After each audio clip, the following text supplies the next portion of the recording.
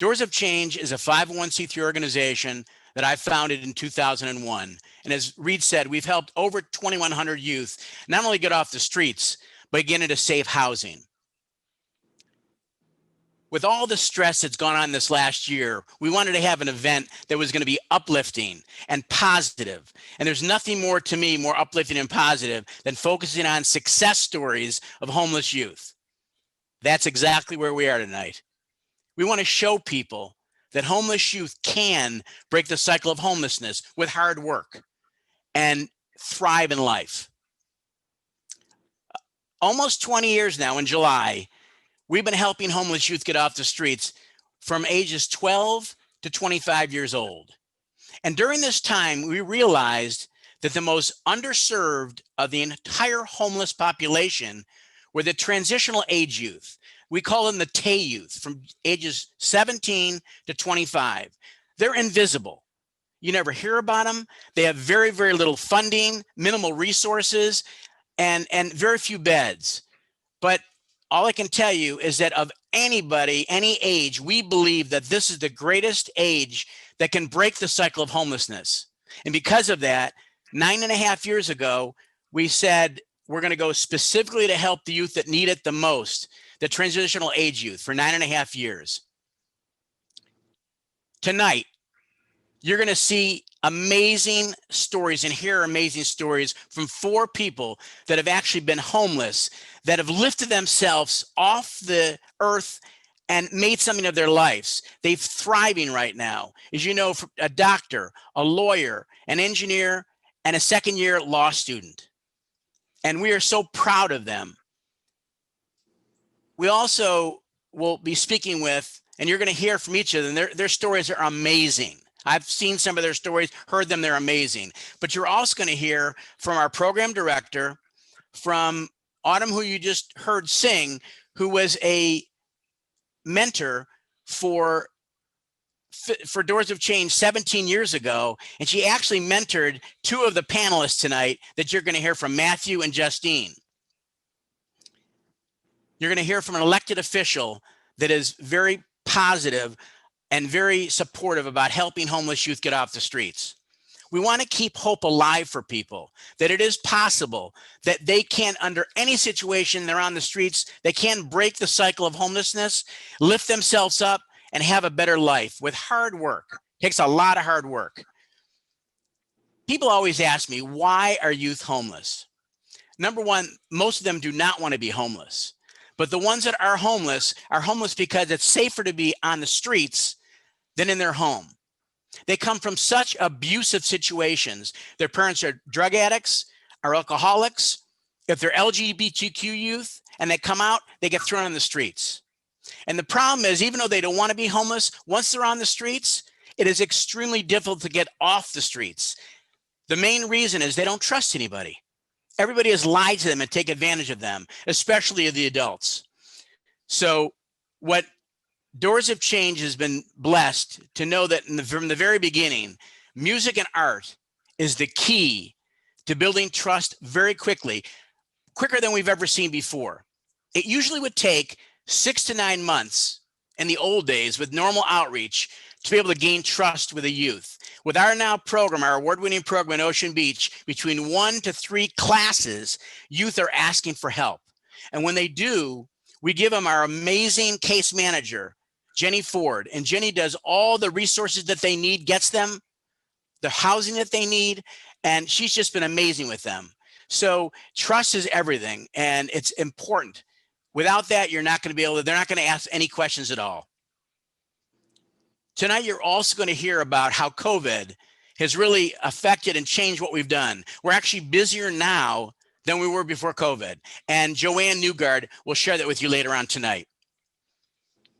You're going to see a short video soon of what we do, followed by the panelists are going to share, and then we're going to have questions and answers. And there's no bad questions. If you have a question and you're thinking, well, I don't know if that's stupid, if I should ask it, because I guarantee there's other people that have the same question that are afraid to ask it. So there's nothing wrong with that at all. Finally, I want to thank the panelists, and especially the 4 panelists that are going to share their life stories with us. Because I'll tell you something, folks, there's a lot of pain sometimes that goes on when you look back in your past with a homeless youth. But they're willing to go through that to be able to share their experience with you because they want to help more youth get off the streets. They are my heroes. Thank you.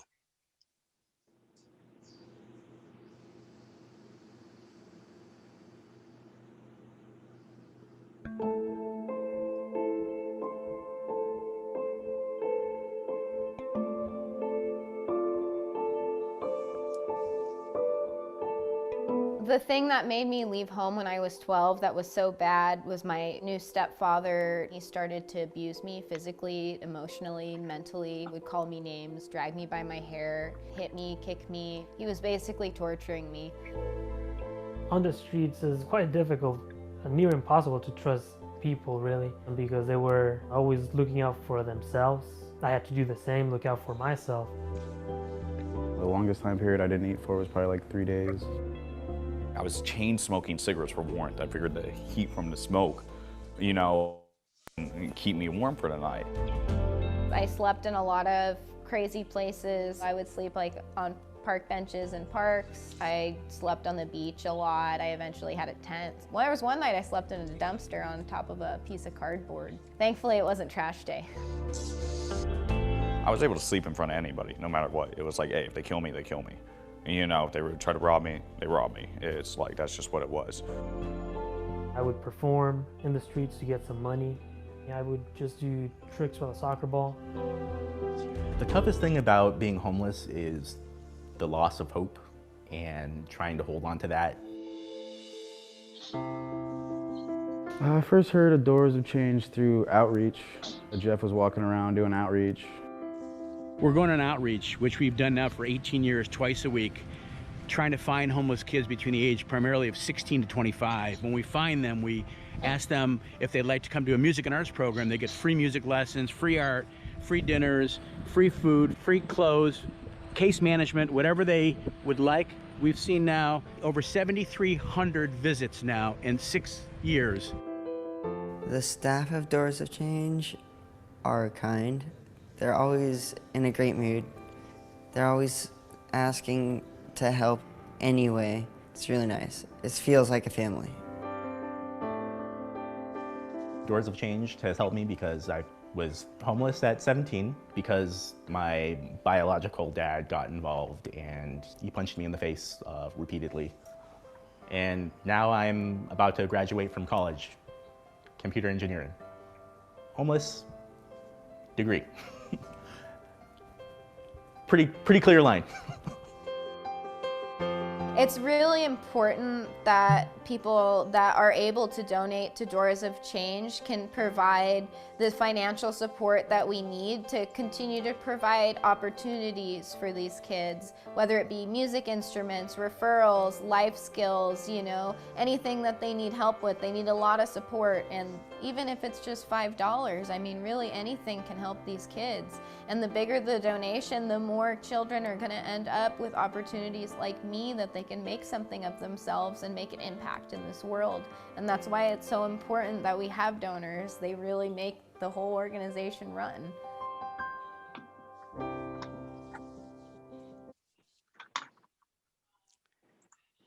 "15 years ago, I met a homeless youth that would not look at me in the eye for 2 months. Every time I saw her, she was dressed in black. She was extremely depressed. I'll never forget when she came up to me for the first time and looked at my eye for the first time and said, "I want to learn how to play music." That was the beginning of Justine just completely developing in her life. She never went back from that day on. She went into our music program initially, then our expressive arts program, which really made her who she is today. And to see her massive transformation over 15 years it's unbelievable. Justine is a giver. She always wants to help other human beings, other homeless youth. She loves animals, but she also loves to help homeless youth. And so anytime we've asked her for 15 years, I don't think she said no one time. for any interviews, to meet with youth that need mentoring. And so she's a giver and she deserves everything in life. Justine, can you please share with us how you went from the streets from 12 to 15 years old and now second year law school? Hi, everyone. Thanks, Jeffrey. I still do wear black. I just wear suits now instead of t-shirts. So yes, my name is Justine Bethel. I did leave home at the age of 12. I was living in a really abusive family environment. My stepfather was using me as a punching bag on a regular basis just for existing. And I was living in really bad parts of San Diego. And I did remain homeless from the age 12 until right before my 16th birthday party. So I was a teenager. I was living on the streets of San Diego.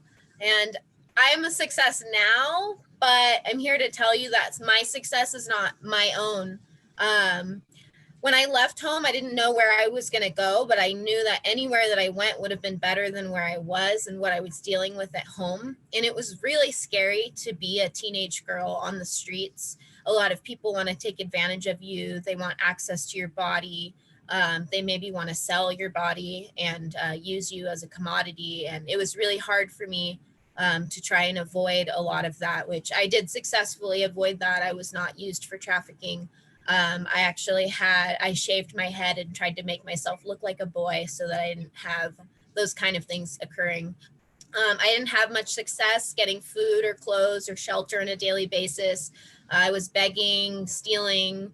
I had a guitar. I was playing music for people and asking for change, that kind of thing. I did get involved with some shady people over time, and my luck changed, thankfully, when an officer had picked me up because he was interested in some information that I had about some crimes that had committed by my ex-boyfriend. He actually took me to a shelter instead of taking me to juvenile hall, which obviously completely changed my life and gave me the opportunity that I needed to get off of the streets and get into a normal life. And when they took me in the shelter, I felt like my life wasn't worth living anymore. I was so depressed that I didn't really see a future for myself. And the only solace that I had was my guitar.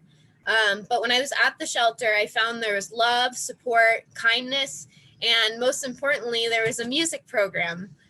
Then the thing about music is it has the power to heal your soul. I was able to start closing some of the wounds that had opened when I was on the streets and forget some of the failures that I had as I was able to look towards having a future. And this music program was funded by Doors of Change, and it gave me a space where I could express the pain that I had been carrying with me for so long. It was Jeffrey's team of angels, and they gave me hope that the world wasn't a terrible place, that there were good people. And they taught me that my life did have value, that my life had a purpose, and there was something beyond all the troubles that I had experienced up to that point. And that's why Doors of Change is such an important organization, because rehabilitation costs money, but you can't really put a price on hope for these kids. And that's really what they need, is they just need that hope that they can trust in someone, that someone will give them that hand up that they can get off of the streets. So after I won a lawsuit and I started my own business with the money, I do have a jewelry business. I enrolled in community college and I graduated with 3 associate's degrees, one in English, one in biology, and one in the humanities.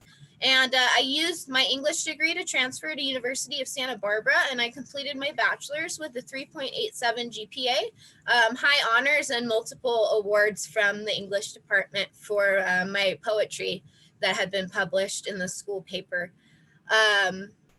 So I am a law student now. After graduation, I enrolled in the Ventura Colleges of Law in their hybrid Juris Doctorate program, and I did successfully complete my first year. I'm actually about to take finals, so wish me luck. I'm a little scared. And I will be starting my second year in 2021 in the spring. Currently, I work as an internal revenue auditor for a tribal casino, and actually really similar to being a lawyer. I'm making sure everyone's following the rules and that all the money is accounted for. And I am saving up to buy my first home, which I never thought was going to be a possibility for me in my life. My jewelry business did take a hit because of the pandemic. A lot of my events were canceled, and I am still running things sort of online. I have a holiday sale that's going on my Instagram. My handle is Friendly Feathers, and I will be donating a portion of those proceeds back to Doors of Change once the sale is complete. So the reason I say my success is not my own because of this, because of Doors of Change and all these kind angels investing in me. And then I was able to actually invest in myself because they believed in me. And now I can invest in others because I've actually attained that success. And I'm here because I want my success to find a home in the heart of every child that sleeps on the ground, but dreams of sleeping in a bed. I want this future for every youth so that they can feel safe and warm. To every lost child that wants to find a way, this will be your success too. I give it to you freely so that you can find a future for yourself as well, because success is attainable if you just have a little bit of help along the way. That was my speech, everybody. Thank you so much for listening, and I'll be taking questions later. So if you have any questions, just put those in the comments and in the chat. And then I believe I'm introducing a Nope. really amazing human being next. You want to do it with me? Why don't you start and I'll finish? How's that? Okay, well, I would like to introduce you to someone that actually was in the program at the same time as me. It was a really close friend of mine, someone that I've seen grow into a really amazing, inspiring, and intelligent human being. I'm really glad to introduce him, and then I'll pass it to you, Jeffrey. Thank you. And Matthew is just amazing also. When I first met him, he was 17. And all I can say, Matthew, is to see what you've done in your life is just extraordinary. You're one of the hardest workers I have ever seen in almost 20 years of working with youth. And I always would say to you, save, save, save. You took it to another level, man.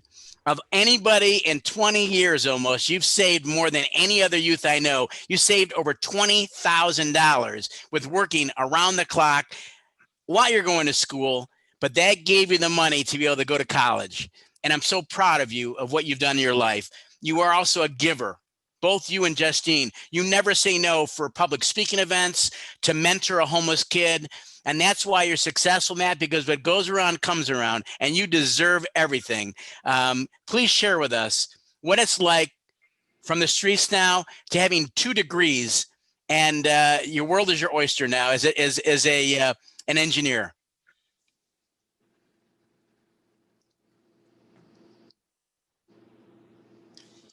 You got to unmute. Got to unmute, Matt. Reed? Okay, there you go. So, sorry, I couldn't mute myself. Reed just unmuted me. Thanks, Reed. Thank you, Jeffrey. Thank you, Justine. I have known both of these people since 2005. As you saw in the video, I was in a shelter at 17, escaping a violent home situation. And, you know, what I can say is the most important thing is early intervention. The clear through line of my life, I can see everything started when I got involved with these programs. You know, from the very first day that I was homeless, I had a safe place to stay. I had people who cared about me as a person, people who treated me with respect, who treated me not just as some dumb kid, but as a person who was on the threshold of adulthood, who had very difficult decisions to make.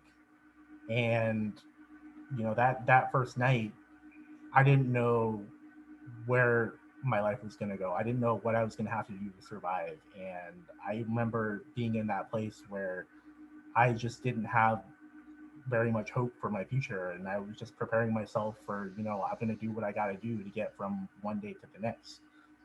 And, you know, every day I'm grateful that I had this program when I needed it. And so I graduated high school while I was living in a shelter. I had food to eat every single day because of Jeffrey and his program.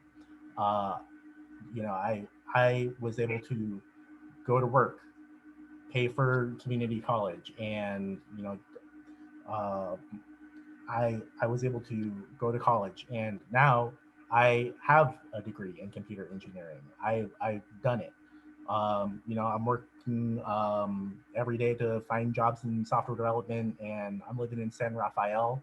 It's a beautiful place. I've got my own home. I live with a beautiful woman, and I've got a very comfortable, great life now because I had people who helped me out when I needed it. And this is something that other people need, and now more than any other time before, there are people who are going to start falling through the cracks. They don't have hope. They don't have the people in their life who are going to catch them at that perfect moment. And you can be that person, and this program can be that program for those people. Every dollar that you give is going to end up going directly to somebody, and it's going to help stabilize them so that they can put in the work to make their own life better. And it's not just about giving people, cash. It's not just about giving people stuff. It's about giving them the tools that they need and giving them the stability that they need to do the work themselves. And that's what I did. It took a very long time. Sometimes I feel too long, but put your nose to the grindstone and you can do it. Those other people, they're going to be able to do it. And not everybody is going to come back and talk at symposiums and give speeches every year for Jeffrey. But they're out there. This program is helping real people. And I come back every single time because I feel like I'm the face, I'm the voice for those people who don't want to come back. They don't want to put themselves on blast. They don't want to talk about their trauma. But I'm willing to. And when you see me, I'm the face of 100 other people that this program has changed, and 1,000 other people that this program is going to help out in the future. So thank you very much for coming. Thank you for your donations. Thanks for being involved, and thank you for going out and telling everybody in your life about this program and what it is doing for young people. Thank you very much. Thank you, Matthew. We're so proud of you. Thank you so much. So now we're going to talk to Autumn Knight, who is an American recording artist and songwriter who went to Berklee College of Music. And as you saw, that she actually helped our program 17 years ago. For 3 years, she volunteered teaching youth. And not only did she teach Matthew and Justine, but many others. And so thank you so much for being a giver. And can you share with us how it was, number one, you were teaching them 15 years ago, and how music made a difference in these youth lives from your perspective? And then how is it seeing them 15 years later, successful human beings? Hey everyone, I'm Autumn. Thank you, Jeffrey, for having me. Doors of Change just has such a special place in my heart. I started working as a volunteer at Storefront 10 plus years ago. I consistently went to Storefront every week for 3 years. And it was an unbelievable experience. It was so fulfilling. Obviously, not only for the youth to be able to sing and play and to share music with us, but it just filled my heart with so much joy to be able to go there every week and share that experience with them. Upon the first couple weeks that I was there, I met Justine, and I remember she was very, very guarded at first and had every right to be guarded. And I remember this one evening during music class, we went to the second floor of the building outside. It was just her and I, and we were just kind of chilling, talking, and she started playing guitar with me, and we started singing and writing a song. And it was unbelievable for me to see how all of a sudden, just like the guards slowly started to come down. And so I just feel very blessed that music has been the catalyst for beginning the process of trust, with all these teens. And now to see where Justine is in life is just, brings me so much joy and is truly an unbelievable success story. And Matt as well, to see where you are today, just truly, truly incredible. But yeah, Storefront, we just had so much fun. And back when I was volunteering, it was known as Photo Charity. We would do our benefit concerts every single year. We had one at Humphreys by the Bay in San Diego. We had a huge one at Anthology. And we even had the opportunity to go to Studio West to record an album with the kids. So every year was just so exciting, and it was just so fun to see how the music just brought everybody together. Everybody had fun. You know, these kids had been through hell and back, and for them to just have a safe place to let go, to use their voice, to play an instrument. Music truly has the power to heal. And to be able to see that firsthand at Doors of Change has been one of the most fulfilling experiences of my life. But, you know, like I said, it took some time to instill the trust, but I am so grateful that music was basically the reason why the trust was able to be instilled quicker with the teens. And, you know, I always brought a fun, warm energy, but again, these kids have been through so much, and for them to let down their guard and sing and use their voice. I remember at the end of every music class, we would pick a song or two that everyone wanted to sing together. People were dancing, playing instruments. So yeah, it's just truly remarkable. And this, you know, thank you, Jeffrey, for bringing everybody together virtually. And I want to continue to be involved with everything that you're doing. And anyone that's here tonight that's new to learning about Doors of Change, you know, Jeffrey is an unbelievable inspiration in this world and such a blessing in all of our lives. So for me to see 10 plus years later, the direction that these kids have gone in, and now they're young adults, is truly remarkable. So again, I'm Autumn Knight. This is my East Nashville living room. I'm an electro pop artist. I was supposed to be on tour all year, but I'm just here working on new music. But I'm originally from San Diego and Los Angeles, so that's where I met Jeffrey in San Diego. But thanks for having me tonight, and congratulations, Matt and Justine, for doing such incredible things. I'm very, very proud of the path that you're continuing to take. It's truly remarkable. Thank you, Autumn, so much. Thank you. Yeah. So our next angel is Nikki Johnson Houston. Nikki is a graduate of Temple University Beasley School of Law in 2004. She is practicing tax attorney in Philadelphia and has her own firm. She's a determined advocate for homelessness. She's won many awards. She was United States of America Miss Pennsylvania 2019, 2020. She is the Philadelphia Business Journal Minority Business Lead Award in 2016, and the Journal Woman of Distinction, and many other awards she has. So, Nikki, we are just so blessed that you are here to share with us tonight. Can you share how you went from poverty and being on the streets when you were 10 years old to owning your own law firm? Not an attorney, you own your own law firm, a tax attorney. How the heck did that happen? Please share with us. Thank you so much. Thank you, everyone, for having me. And I feel really honored to be in the company of some really extraordinary human beings. I think so many parts of my story will kind of sound similar to everyone else's. So I have experienced homelessness 3 times in my life, from the ages of 9 to 10 for almost a year, at 15, and for the last time at 19 years old. And how my family ended up experiencing homelessness was because my mother had drug and alcohol issues, and she was a single mom. My dad left when I was about 2 years old, and my mom decided to move us out to San Diego when I was 9, kind of away from my grandmother and our family unit. And within a couple of weeks of us moving there, she met someone, a man, and he took all of our money. And so we ended up living in a hotel and living on hotels and kind of just finding our way to the streets because we ended up running out of places to go.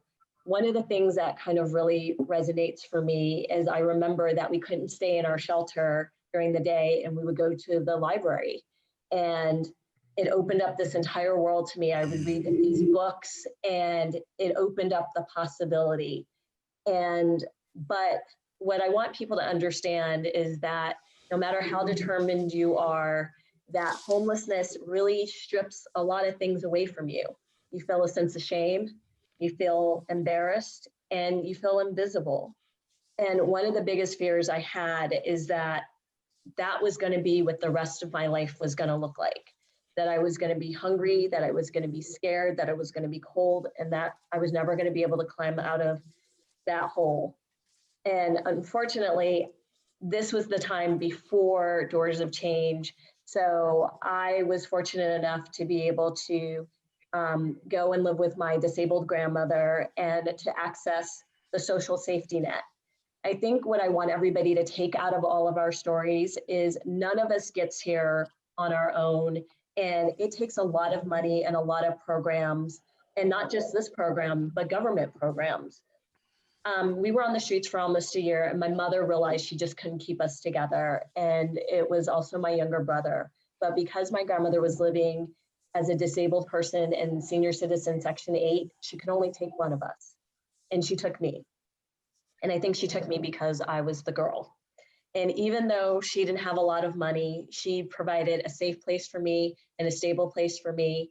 And she told me that anything was possible if I worked hard and if I got a good education. And she used Section 8 and welfare and food stamps and her Social Security payments. And it's why I'm sitting here.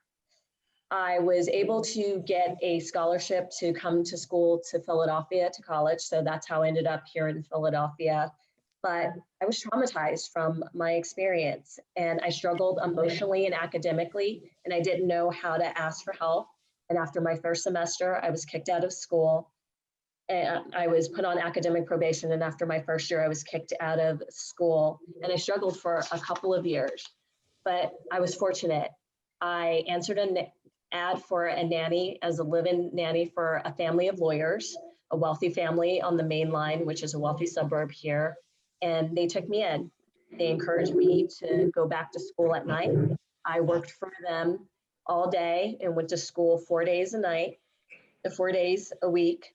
And in 1998, I graduated from the same college I failed out of.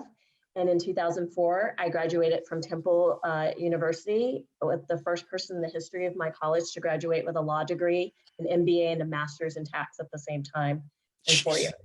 Wow. I always like to say to people, not bad for a formerly homeless girl. One of the reasons why I'm sharing my story is because, like everyone else said, I think that when people think about homelessness, they don't think about what the possibility is. They think about all of the negative. But it takes investment in people for them to be able to live their best life. For me, one of the best things about getting my education and using my life experience is what I've been able to do to share my story with others. In 2012, I became an Eisenhower Fellow, and I went to India and New Zealand and looked at ways to end generational poverty. And I shared my story with the untouchables and went to leprosy colonies and talked to them about what was possible. And I took that experience, and when I came home in 2015, I created the Donify app that allowed people in need and homeless people in Philadelphia to be able to locate nearby services using their phone. And I was able to do that because of my education, but more importantly, because of the money that I make as an attorney. So this is not about charity. This is about investment. So full circle moment. One of the things that I dreamed of when I was in a homeless shelter was I said to myself, I wanted to be a lawyer. I wanted to have lots of shoes, and I wanted to be Miss America. Well, I'm a lawyer. I have lots of shoes, a closet full of shoes. And last year, I was named Miss Pennsylvania. So when you invest in people, there's nothing that they can't do. But helping people to believe that and to see that in themselves, that is a hard, hard sell. And without people like Jeffrey and Doors of Change and his staff and people like my grandmother, and without the investment of taxpayers in the social safety net, none of this would be possible. So one of the things I really want to encourage all of you is to really think about giving. And I'm always one to put my money where my mouth is. And I will be donating $1,000 tonight to your organization and giving back to the city of San Diego, which definitely made such an impact in my life. And I would like to do it in honor of my brother, who unfortunately passed away in 2010, was not able to get past his struggle with homelessness. Nikki, thank you so much for sharing, and thank you for wanting to make a donation also. You are truly an angel. Thank you so much. And again, folks, there's going to be questions and answers after the panelists speak. So if you have some questions, chat with Reed and give him your questions, and we'll ask the questions when we're finished. But thank you so much. Appreciate it. Next up, Dr. Cheryl Rickanos. I hope I got it right this time. Cheryl was homeless from 16 to 19. She came cross country, ended up in Los Angeles. And she has a quote. She says, that was one of the hardest times of my life. But I realized that the struggles I went through as a teen helped me shape me into who I am today. She is now a family practice physician in Lancaster, California. And Cheryl, please share with us, how did you go from the streets to become a doctor?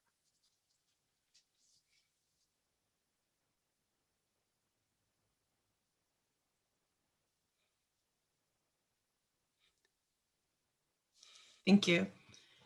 Hi there. Thank you for having me. So my story took place a little to the north of Doors of Change. I grew up on the East Coast, and I was the youngest of 5 children in a severely dysfunctional family, with a mother who suffered from mental illness and a father who was narcissistic. I didn't feel safe or loved, and I didn't feel seen or heard. By the time I was 13, I'd had enough. Deep down, I was depressed and contemplating suicide. I didn't feel like I would survive if I stayed in my dad's home. I ran away and came to Los Angeles. Horrible, dangerous things happened, and it didn't end well. I was eventually arrested for being a runaway and sent back to my home state, where I spent time in foster care and then juvenile hall for almost a year before I was eventually given back to my dad. Then at 16, he told me he didn't care if I stayed or left. That was enough for me. I packed my bags and headed west again, for good. When I returned to California at 16, I had given up on trusting adults. They'd proven to me time and again that they didn't see or hear me. I didn't believe that they had my best interests at heart or that they would protect me. I spent almost 3 years on and off the streets, living in shelters, staying in squats, sleeping on the bus as it weaved its way across the city at night, and sometimes spending all night walking, and then sleeping in the safety of drop-in programs during the day. I took huge risks and encountered real dangers. There is no safety for homeless, vulnerable youth on the streets. Unspeakable things happened to me, as well as to my friends. Not everyone survived. I think of some of the friends that I lost along the way, and their memories propel me forward. When I was 18, I found out I was pregnant with my first kid. I had just secured my first apartment, and I was working full-time, but everything fell apart a few months before the baby was born. I spent the last few months of my pregnancy sleeping in the 24-hour McDonald's at night or back in squats. I found a temporary place to stay when she was born, but I needed permanency. My case manager at the youth program near me connected with me and convinced me to apply to a Young Moms program. I was even able to enroll in community college classes. Getting off the streets wasn't easy. Staying off them has been a lifelong goal. At first, I was in a program, and then I moved in with my baby's father when she was 8 months old. We made it work, and we've been together since then. My case manager continued to check in with me until I graduated from UCLA. When I first met my baby in a hospital room, I knew that I wanted to be the best possible mom for her. I wanted to be somebody she could be proud of. And in that brief time in the hospital, I was enchanted by the medical field. It sparked an interest in me that never went away. I transferred from community college to UCLA in 2000, and then graduated in 2002 with hopes of eventually applying to medical school.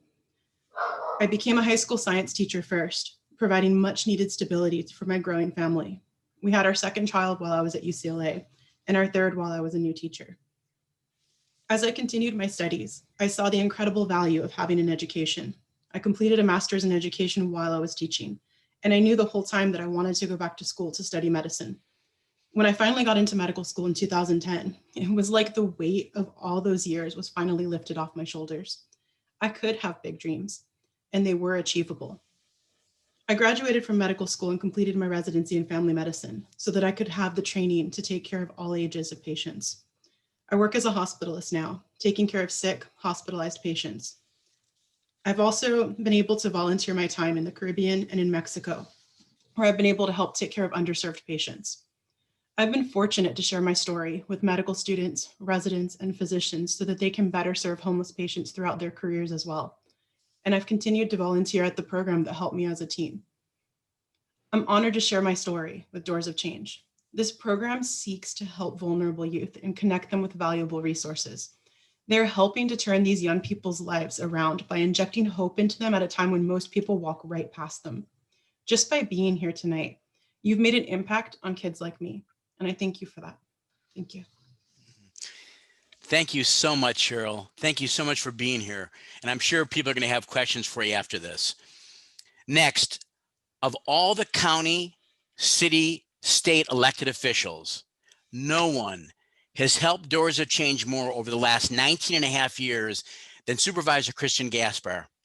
With her donations the last couple of years alone, over the last 18 months alone, we had 137 youth that we placed in housing, many due to the funds that we received because of her grants. So I would really appreciate if Kristen can share with us about the situation. Thank you, Kristen. Well, good evening, Jeffrey, Cheryl, Justine, Matt, Nikki. You are my inspiration. When I grow up, I want to be just like you. It really is a pleasure to be amongst you tonight. And thank you for the opportunity. In his January 1964 State of the Union address, President Lyndon B. Johnson proclaimed, "This administration today, here and now, declares unconditional war on poverty in America." Johnson argued that the United States should aspire to more than simply sustaining people in poverty. This nation, he declared, is committed not only to human freedom, but also to human dignity and decency. According to the Heritage Foundation, since President Johnson made that declaration, US taxpayers have spent over $22 trillion on anti-poverty programs. How much is 1 trillion, you might be asking? Well, in 2018, Apple became the first US company with a $1 trillion valuation. Go back a billion seconds, you'd be in 1988. Go back a trillion seconds, you'd be in 30,000 BC. In fact, there's just over $1 trillion currently in circulation in the entire United States. So suffice it to say that $22 trillion is a really big number. So 55 years later, $22 trillion invested. How are we doing?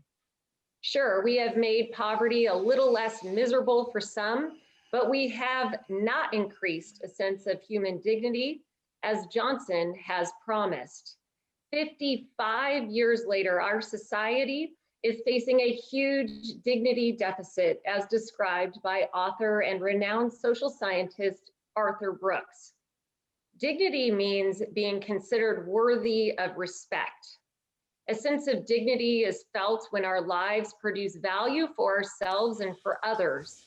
To feel dignity, we must be needed by others for the essence of who we are.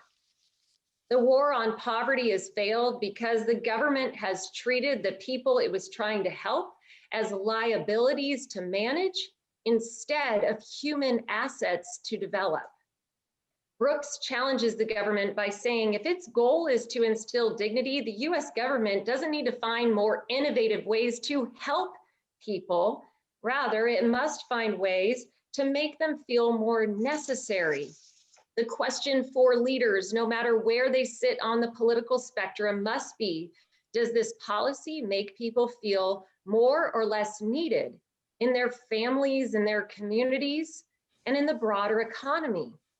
Since my time serving on the Board of Supervisors, I have been challenging my colleagues to be bold with how the county makes investments in the human potential of the most vulnerable that we serve. How are we showing compassion for those who are experiencing homelessness in our community? Sure, we're providing clothing, we're providing food, and if we're lucky, we're providing a roof over their head. But what have we done to invest in that person to help them reestablish a sense of dignity, self-respect, and belonging? What are we doing to help them heal from a life of poverty, trauma, and abuse? Are we helping the homeless live in this region to be part of our community and to be productive and a proud member of our society so that they can experience something greater than themselves? That's the American dream. We must raise the bar for what's possible for people, not lower it. We must redefine compassion altogether as a society. And we must hold our leaders accountable. These are the individuals who are making the investments. They're making the decisions on how we spend an incredible amount of money coming to our region every year to address homelessness. And they're all playing the short game. Here's the deal. 4 walls and a roof is not a solution. It's not a solution to homelessness at all. Housing won't solve homelessness, but I wholeheartedly believe that community will. This is why it's critical to have community engagement and community support for solutions that the community will embrace and get behind to help end homelessness. The services being provided to all people experiencing homelessness must stop being transactional and start being transformative. Now, I'm really proud to be here tonight. It's my honor to support Doors of Change. This is a phenomenal organization that's helping homeless youth transition from being invisible in our community to being invincible. As a result, right here in San Diego County, we have a transformative solution for young people experiencing homelessness. It's right here before our very eyes. Through exhibiting genuine compassion for these young adults, Doors of Change does more than provide 4 walls and a roof. Now they're offering music and art instruction, and youth are given the opportunity to really explore their feelings and their challenges through the arts.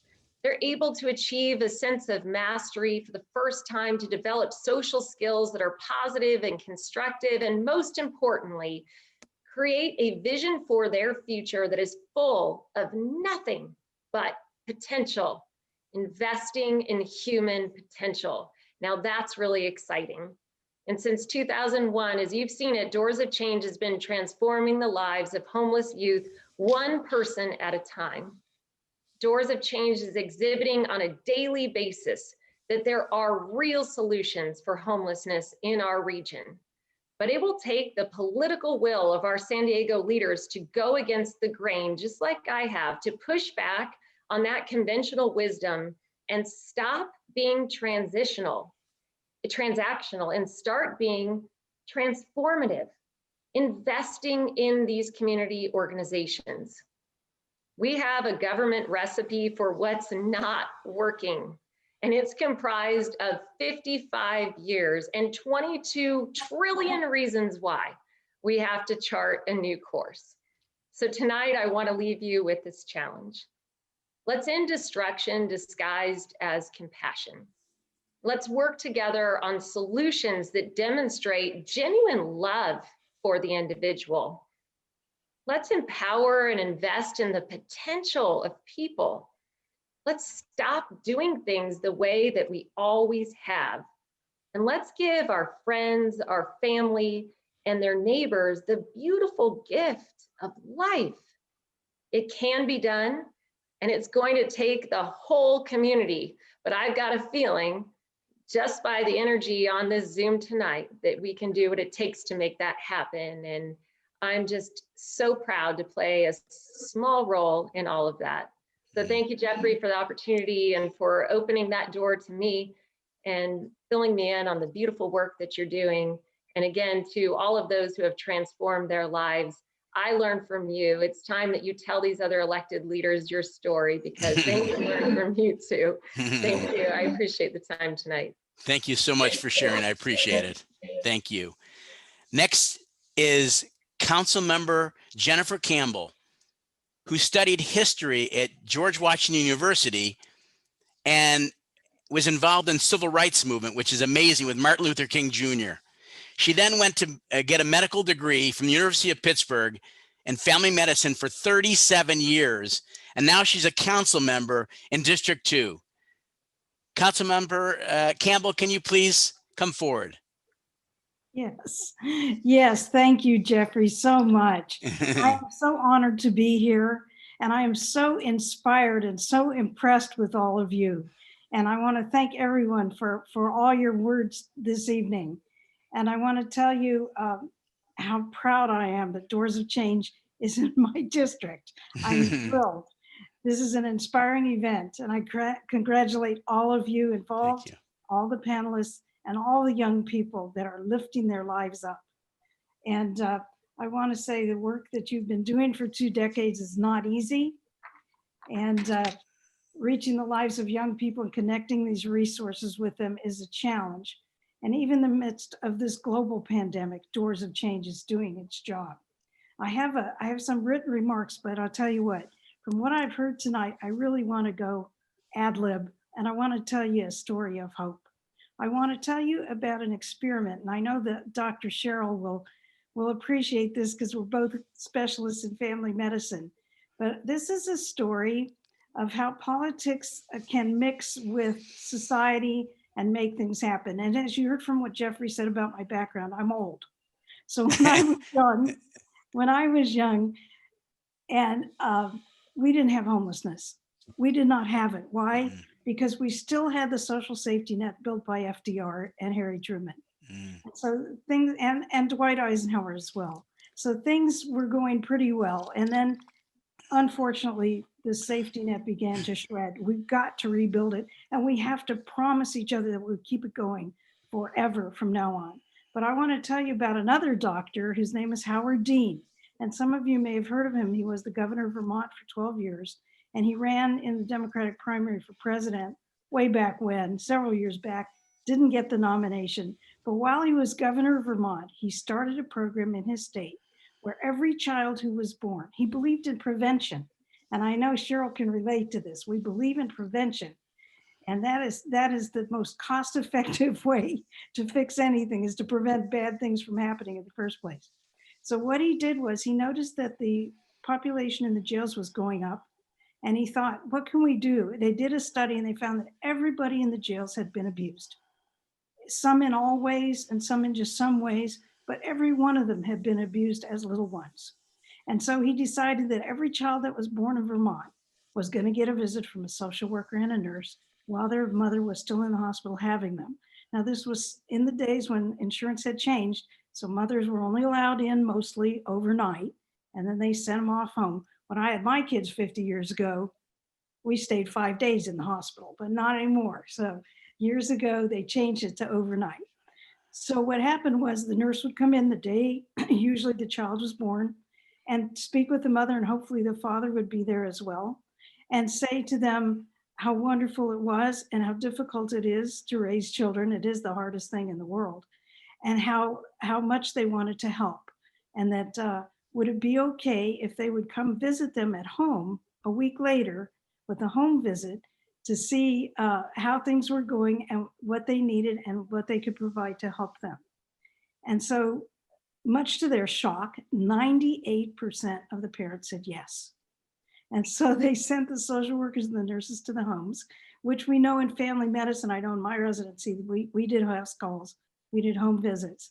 And it was great because you can see the milieu, the environment in which the people live.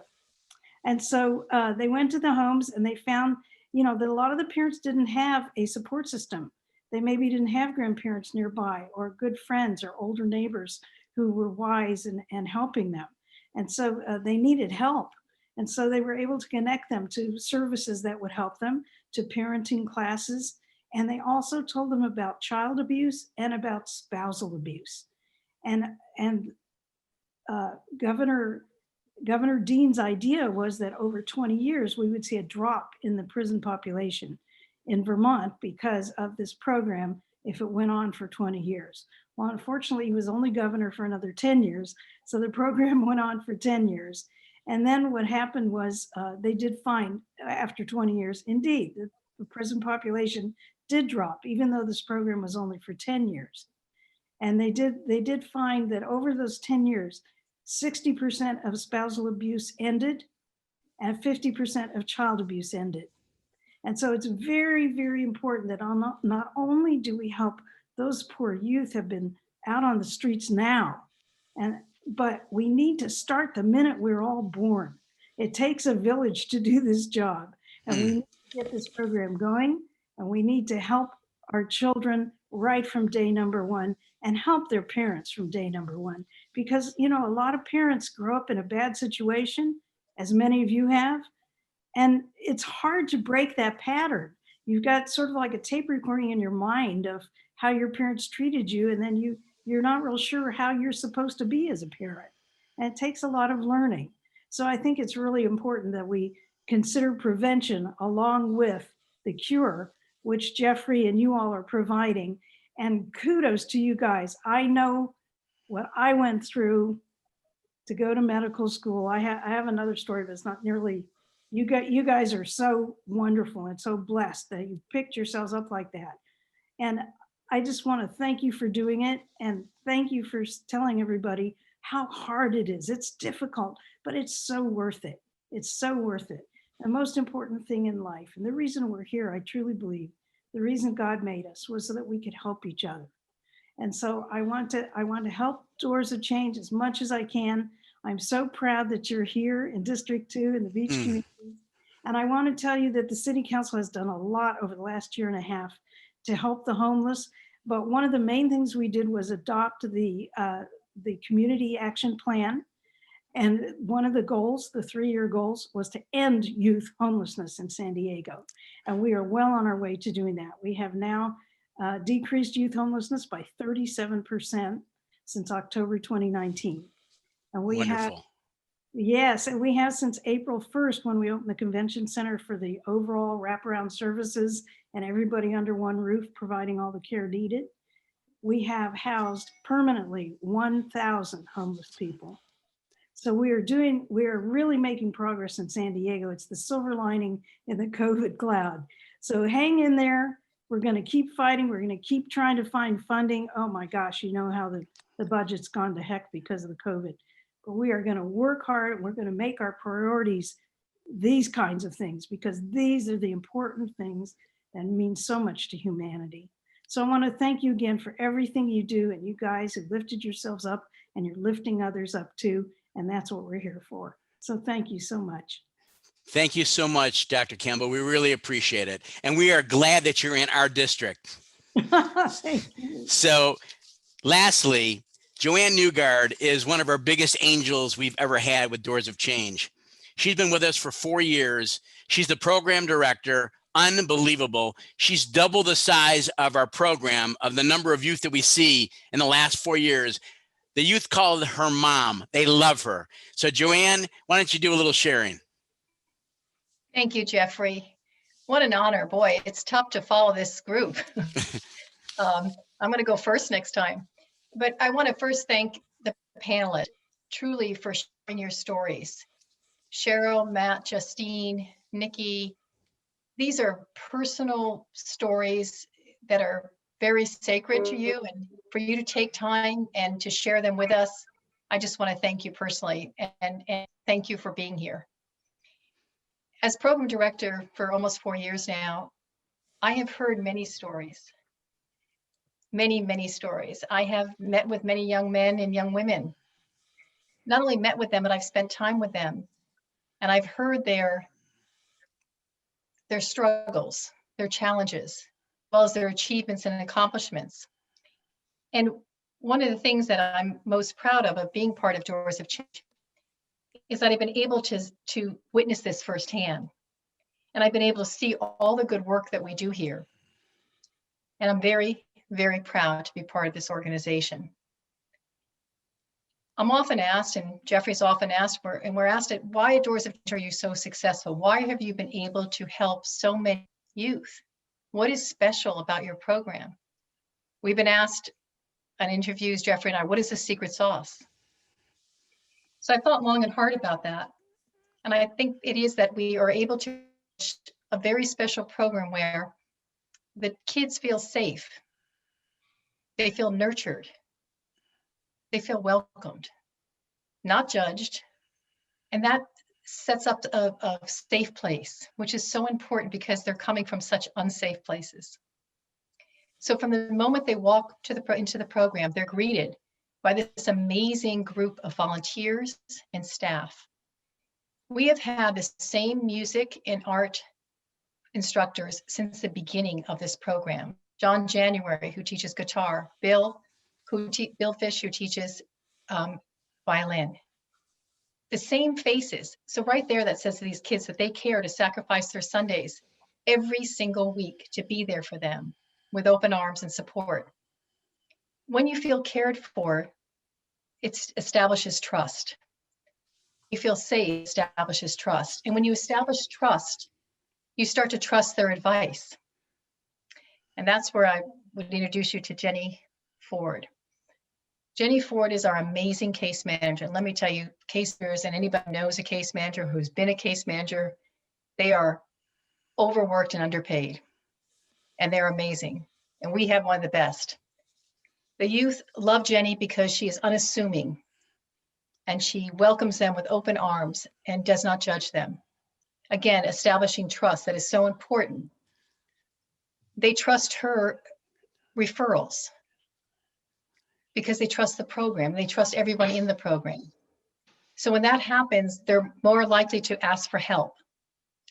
So when people ask what is about our program, I like to believe it's the people, but I like us to believe that we establish such a trust that they themselves will go the next step. Because you know what? The kids have to be ready. You have to meet them where they are. And if they come a week and they still aren't asking, or if they come a month and they're still not asking, that's okay. But we will be there when they do. So I think that that's very important to understand, is we need to meet the youth where they're at without judgment. That's easier said than done. The program has been so successful for so many reasons, but the trust, I think, is the biggest. We also try to make it as a home. We do laundry. I actually do their dirty laundry. And we provide haircuts. We give them a sense of pride. When you walk out with clean clothes and you're wearing your favorite jeans, I know I feel better with my favorite jeans. So it's all about creating self-worth. And I think when you feel more worthy, you're going to want more for your life. So again, I am so proud to be part of this organization and to work with such tremendous, committed, dedicated people that are there for one reason, because they truly care about these young people. And I'm so glad all of you are here, because I can feel it in the room that we all care and want to help and support, because truthfully, these young people today, if we can break the cycle now, early intervention is so important. When you look at the chronic homeless young man, old man or old woman that's out there, 50% of them are homeless before the age of 25. It is so important that we make this a priority for all of us. And I appreciate everyone being here, and certainly our county's commitment to this, because San Diego, as you know, has such an issue with this, and we need to break this homelessness now. So thank you everyone for being here. And thank you for sharing your stories, panelists. Dr. Campbell and Kristen Gaspar, thank you so much. We need you, we need you, we need you. Don't go anywhere. And thank you guys for having me say my piece here with everyone. Thank you, Joanne. Thank you so much. Folks, I know that some of you might have to leave soon, but I want to just share just a couple things with you, and then we can open it up to questions and answers. If you've been touched tonight, you've seen 4 homeless youth stories that are unbelievable. I don't think I've ever seen Rocky stories like this before. Right? One after the other. They take away all the excuses. The key is that we can do this for more youth if we work together. we can help more youth have the kind of life like they have with hard work. And so if you're touched tonight, my request on Giving Tuesday, and by the way, there's no accident that this is Giving Tuesday today, to give, make a donation. There's several ways I'll go through right now how to do it, but the most important thing is do something. Because if you're touched and you don't make a donation, you haven't helped the solution. So the first way you can give is join our angel team. For 36 cents a day minimum, which is $11 a month, you might say, Jeffrey, I can afford $50 a month, $30 a month, $20 a month, whatever you can afford. Reoccurring monthly donations, it's like a membership fee. It really helps us. It sustains us longevity-wise. Number one, so go to doorsofchange.org if you want to be on the angel team. Make a donation of any amount, $5 to $1,000 to $1 million, whatever you can give. We appreciate it. It all adds up. Next, be a corporate sponsor. We have concerts, galas, events like this. If you like music, memorabilia, we have some amazing memorabilia. I just got Billy Joel, who is our first music angel that helped us, just sent us his 6th signed keyboard. That's for sale, but because of COVID, it's 50% off price. We also have Jerry Seinfeld signed an art piece of the photos that I did of him, which he loved. We have Chris Isaac. Not only did he sign the guitars, he did artwork on it. It's absolutely amazing, one of a kind. Jewel, who was homeless, signed guitar, and also Boss Skaggs. So if you like any of those, go to the website and make a difference. Look at it when it's on your wall and you know you're saving kids' lives. Help us increase awareness. If you're a Rotary member, a Kiwanis member, if you have any kind of clubs, birthday, bar mitzvah, whatever you're going to do, weddings, we'll come and speak at any event where there's people because we want to educate them about the homeless youth issue. Help us with social media. And lastly, if you want to be a volunteer, email us what your strengths are. So I've just given you several ways to help us. The most important thing is please do something. Because we have such a successful program now, we want to help more homeless kids have a life that they deserve with hard work. So we really appreciate it. I appreciate everybody being here tonight. And now we're going to open it up to questions, and Reed's going to be in charge of this. So thank you so much again for being a part of this tonight.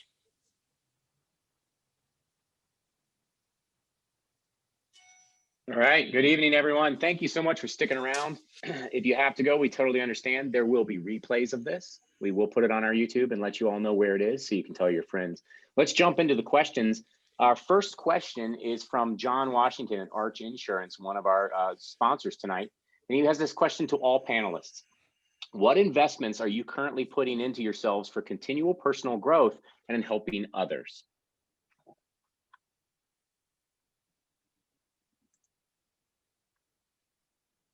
And panelists, I'm going to spotlight you. Go right ahead, Cheryl.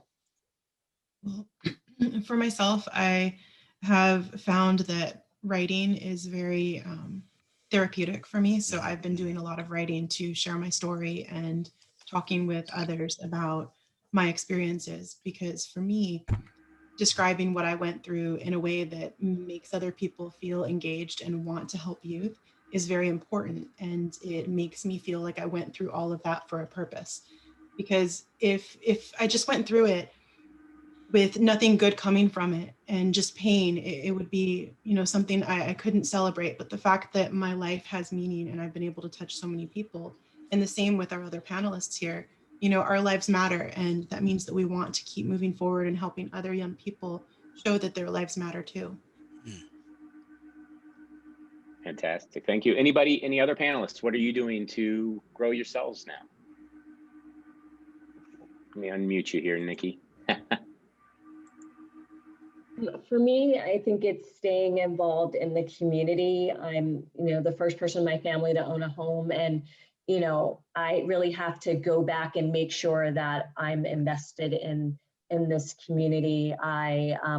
When I was Miss Pennsylvania, my platform was homelessness, and I used that opportunity to go to Harrisburg and to speak to legislatures who were putting forth legislation to allow homeless children to be able to stay in their local schools.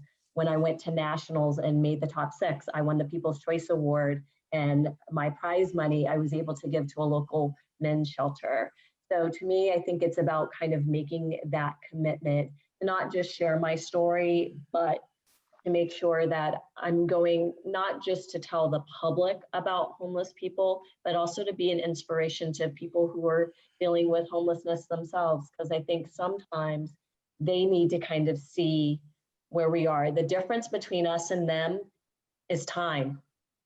And sometimes I just think being that positive role model and reminding myself that when I'm walking past my office, that I'm not walking past somebody who needs help. So, I think it's an ongoing process to make sure that, I'm out there, I'm keeping my empathy, that I'm writing, that I'm talking, that I'm engaging.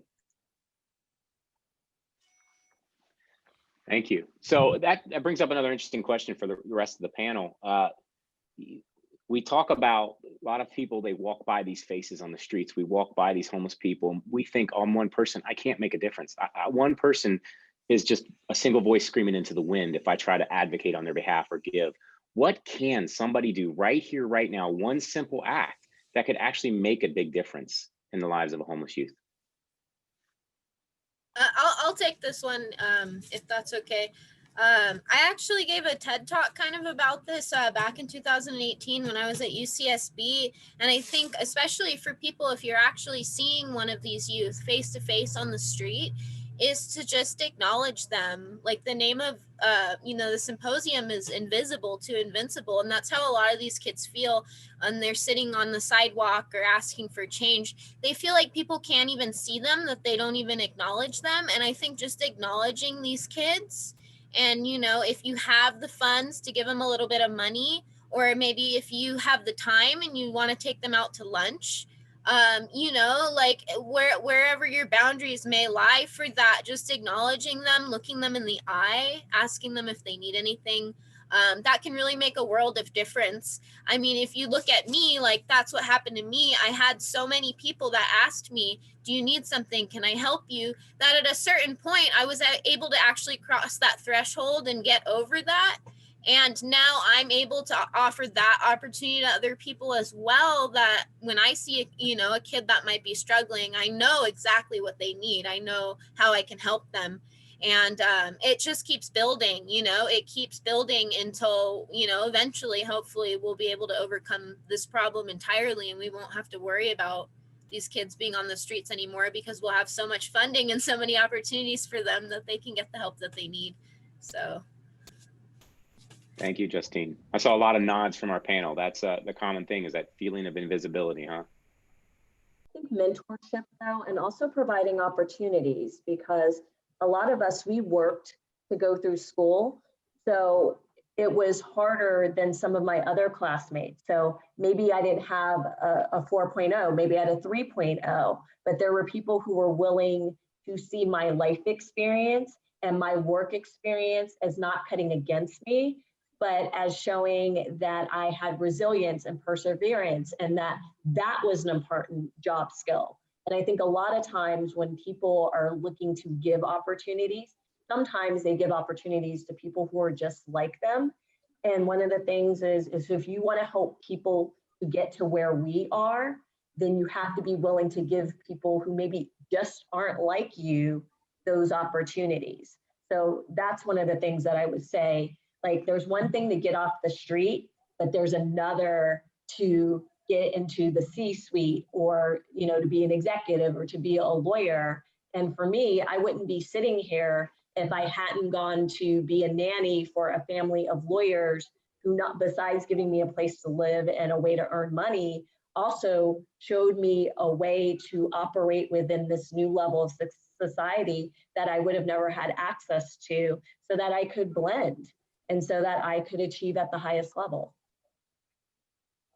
Very good. There's that saying, you can't dream to be something you can't see, right? So you're giving them that chance to see what they can be. Staying with you for a second, because I had a question for you, actually. Was being African-American a factor that made homelessness even harder for you?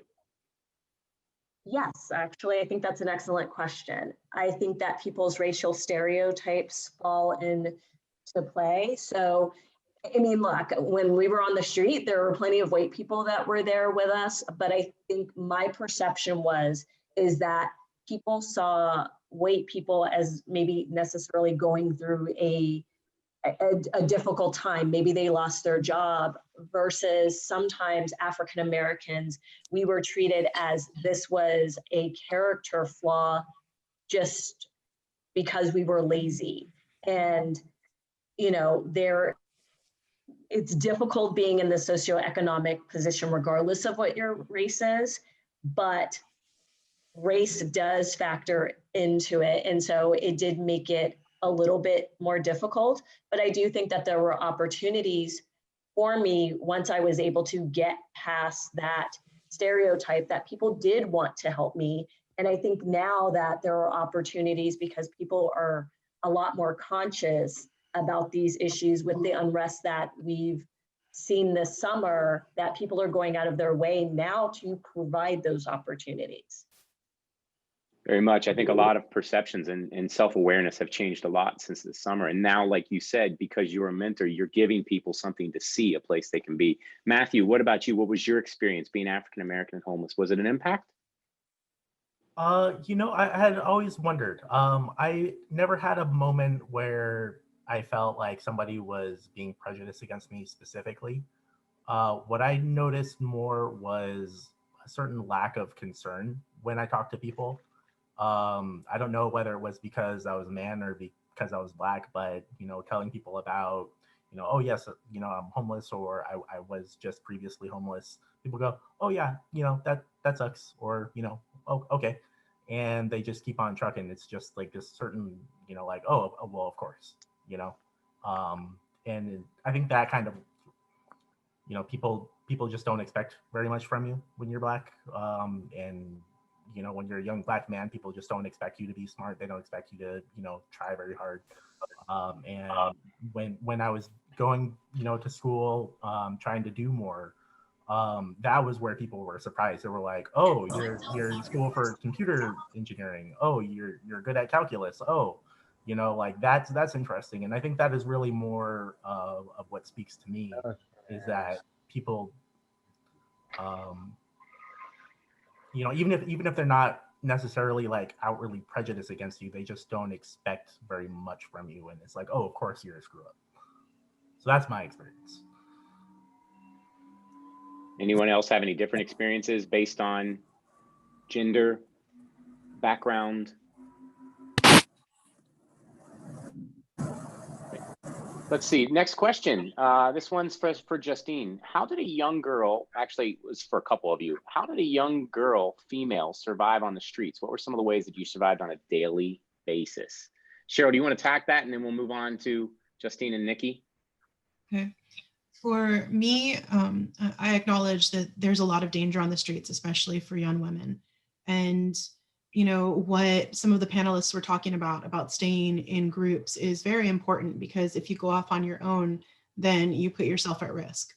And there were times when I didn't trust anybody, and I didn't trust my friends or my community of other homeless youth. And so I did isolate myself at times when I shouldn't have. And I got myself into a lot of trouble and ran into, you know, very significant danger. And that's as much as I'd like to say about that. But it's something that is traumatic. And, you know, we need to find a way to protect all young people on the streets, because yes, women are at a high risk, but also, you know, people who are LGBTQ are at high risk, and people who are African American or Latino are at high risk. And so when we really talk about it, every single youth deserves to be protected, and it's our responsibility to find a way to protect every single youth that's out there.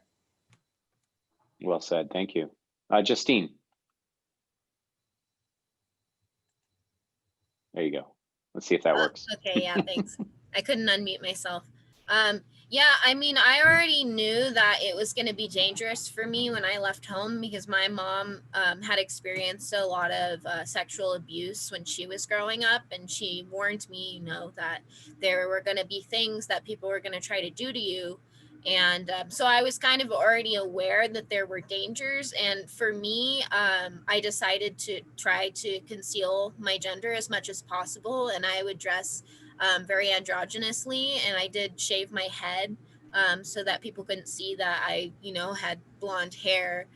or that I was a girl. And I was really skinny. So, you know, none of my puberty didn't really show that much when it came around because I wasn't really getting the nutrition that I needed. So I stayed really slender. And I think it was easy for me because I concealed my gender that I didn't have a lot of people trying to get me involved in things because I just wasn't as attractive to the child traffickers, being an androgynous looking young boy with a shaved head.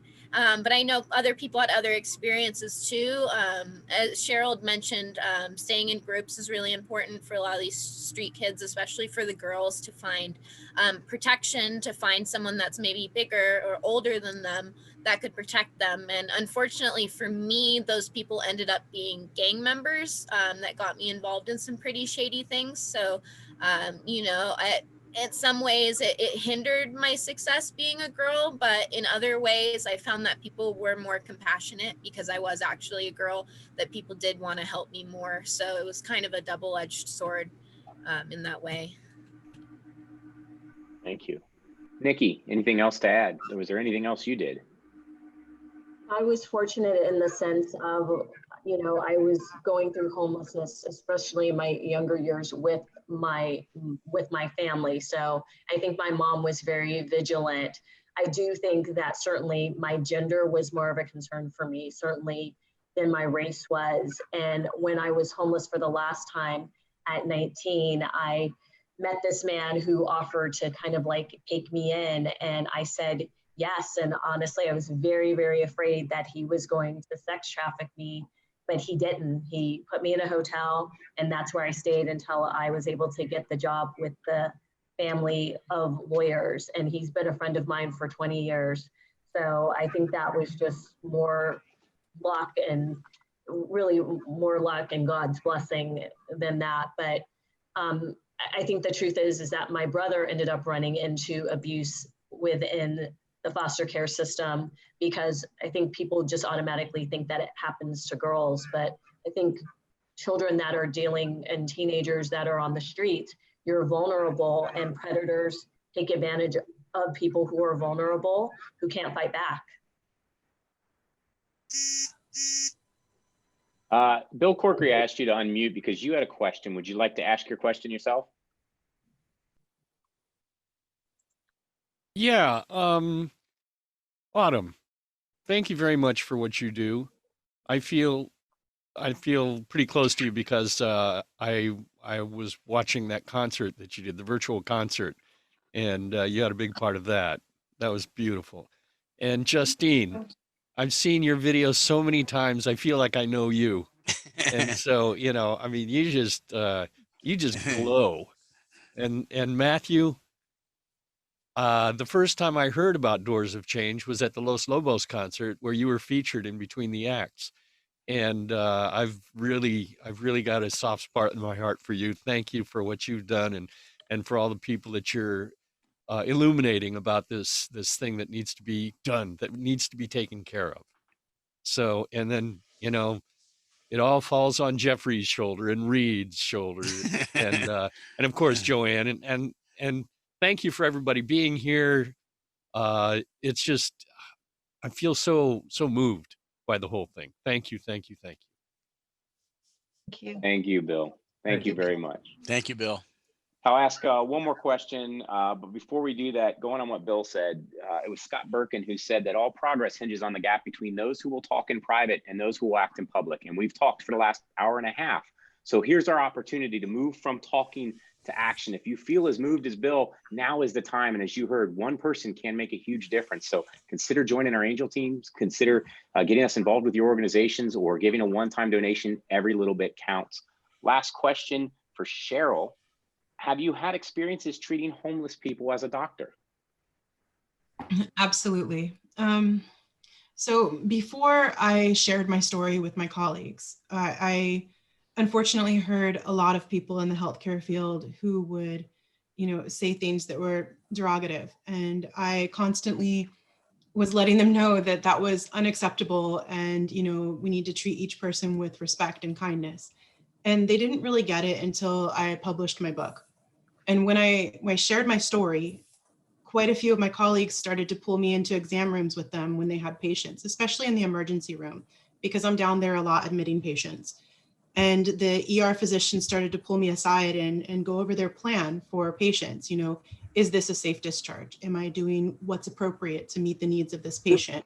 And it was such an honor for me to notice the change among the culture at my own hospital, where people had previously said things that, you know, I always felt like I had to battle to defend and protect patients because, you know, it's not appropriate to look at somebody's housing situation as a reason to not treat. And because now, since I've been very vocal and I've shared my story, now we've come up with plans and created more of a safety net to protect patients, because that's really what we need to be doing. We shouldn't be doing anything discriminatory or harmful towards patients. And so I'm really grateful that, you know, people have listened. Regarding individual patients that I meet with, you know, I feel like I'm able to develop rapport with them pretty quickly because I get it. And even before I started to say anything about my story, people as patients, when I was a medical student and then when I was in training, would approach me and tell me that they knew I understood, even if I'd told them nothing about myself. And I wasn't sure what kind of clue I was giving them that I understood until I had like a medical school professor that pulled me aside because we had been seeing patients for about 2 hours and he had just met me. And he pulled me into his office and he said, you know, you grew up rough, didn't you? And I had no idea how he knew because he'd only met me for 2 hours, but it turned out that I don't react. And so that was the tell that I had, and I'm sure the panelists will agree. You know, you can meet people at their time of need, and my reaction isn't like, oh my God, this poor person. It's, you know, let me just continue talking to you like you're a person because you are a person and you have worth and you have value. And that's how I've always treated people because that's how I needed to be treated. And so for me, my discussions and my talks I've had with patients have been, you know, profound because I've had such a great time, you know, helping meet them at their time of need and then connecting them with resources. Whereas other people kind of brush it off as, oh, you're just going to go to the shelter, right? Like I can sit down and have a real conversation about, you know, what are your options? What have you considered? Have you been to shelters? Has there been a reason that you don't go back? And so I've had quite a few patients who on discharge from the hospital will accept a shelter for the first time ever. And so for me, that's an accomplishment. They might not stay. I might see them again in a couple of weeks, but we've started and we've laid that foundation. And so for me, it's just been a profound experience. Wonderful. Wonderful. Kudos to you. Jeffrey, go right ahead. I was just going to say, thank you. We had an amazing panel of angels, an amazing group of angels that watched us tonight and participated. And so thank you so much. The biggest thing is let's take action, because it doesn't matter how great you feel. If you don't take action, we're not going to help any more kids. So take action. It's Giving Tuesday. We appreciate it. Good night, everybody. Have a great night. Good night. Thank you. All right. Good Thank you, night. everyone. Thank you.